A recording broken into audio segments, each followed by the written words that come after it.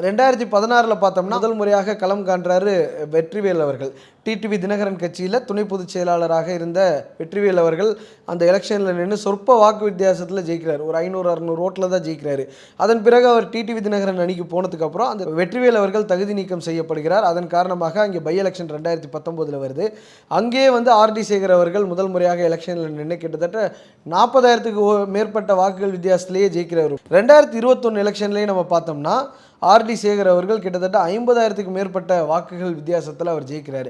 But 2 திராவிட கட்சிகள் இருக்கக்கூடிய சிம்பிளில் தான் அவர் நின்றுருக்கிறார். 2016 உதயசூரியன்லையும் 21 ரெட்டலையிலையும் நின்றுருக்கிறார். அந்த எலெக்ஷன்லேயே அவர் ஜெயிக்கும் பொழுது இந்த முறை ஏன் இந்த மாதிரியான ஒரு ரிஸ்க்கை விஜய் எடுத்திருக்கிறார் அப்படின்னு பார்க்கும் பொழுது சர்க்கார் படத்தில் சொல்கிற மாதிரி தான் அந்த இதை உடைக்கிறதுல தாண்ட நான் ஸ்பெஷலிஸ்ட்டு அப்படின்னு சொல்கிற மாதிரி திமுக கோட்டை அப்படிங்கிறது சென்னை எப்பொழுதுமே சொல்லுவாங்க.